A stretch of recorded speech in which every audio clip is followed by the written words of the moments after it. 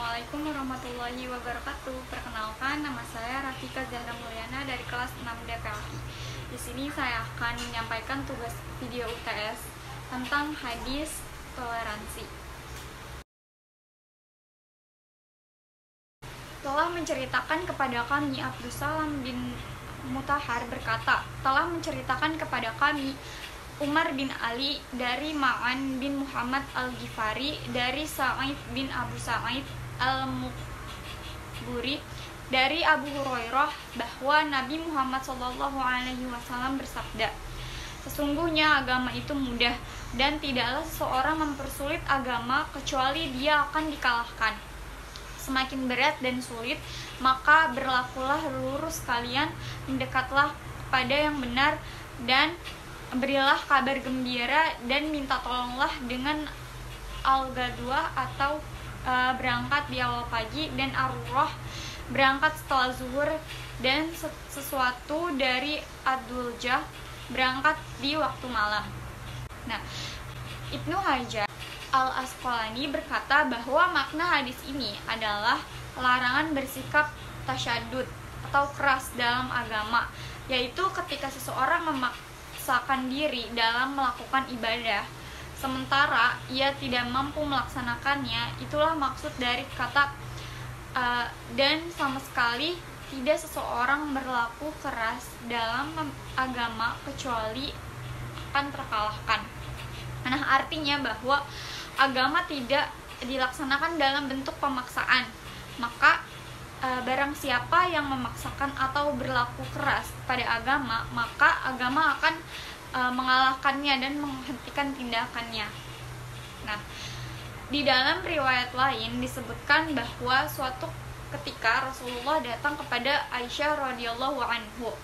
Pada waktu itu dapat seseorang wanita bersama Aisyah radhiyallahu anhu.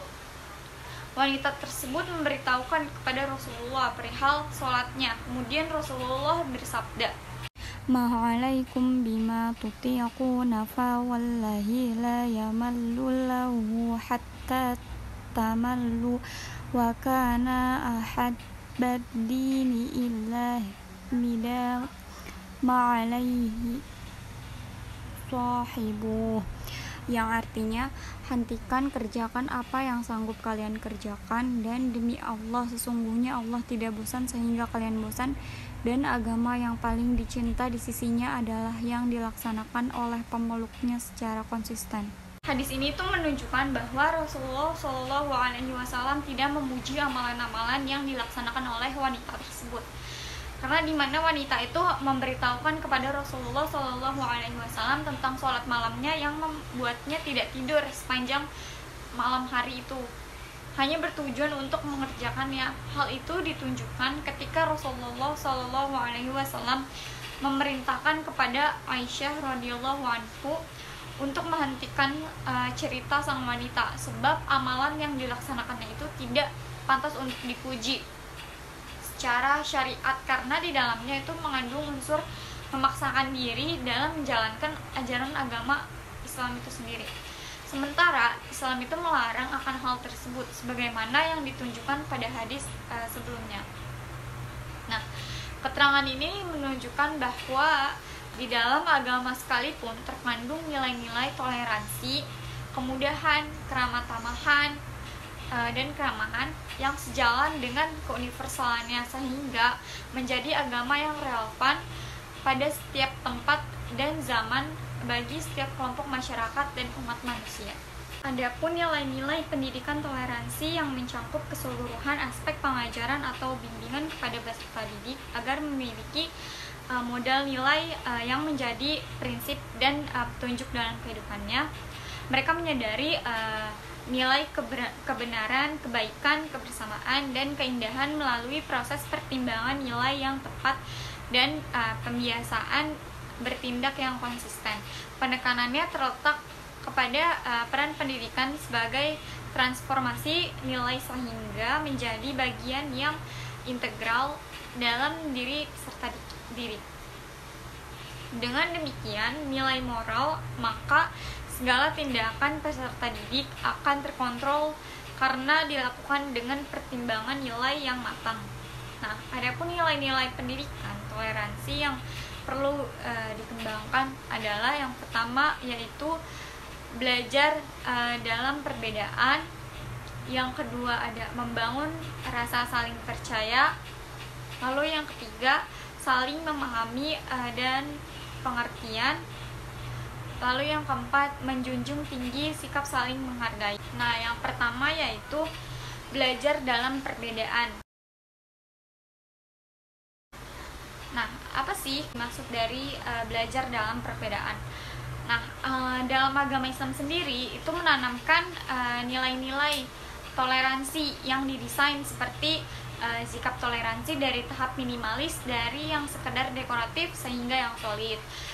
Lalu yang kedua ada klasifikasi nilai-nilai kehidupan bersama menurut perspektif agama-agama.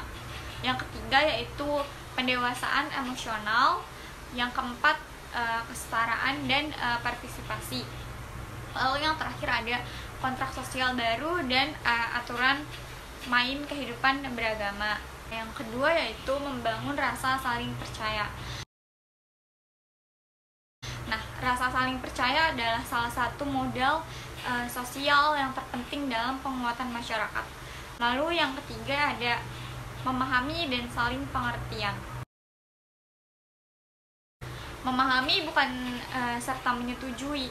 Saling memahami adalah kesadaran bahwa nilai-nilai mereka dan kita adalah berbeda dan mungkin saling melengkapi serta memberi kontribusi terhadap relasi yang dinamis dalam hidup. Nah, agama itu mempunyai tanggung jawab membangun landasan etnis untuk bisa memahami di antara entitas-entitas agama dan budaya. Lalu yang terakhir ada menjunjung tinggi sikap saling menghargai. Di pendidikan agama Islam itu sendiri didesain proses pembelajarannya itu semacam ini.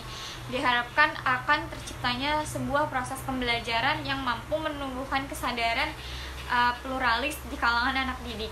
Nah, jika desain semacam ini dapat terimplementasi dengan baik, harapan terciptanya kehidupan yang damai, penuh toleransi dan tanpa konflik itu akan lebih cepat terwujud gitu. Sebab pendidikan itu merupakan media dengan kerangka yang paling sistematis, paling luas juga penyebarannya dan paling efektif kerangka implementasinya. Sekian pembahasan hadis tentang toleransi yang dapat saya sampaikan.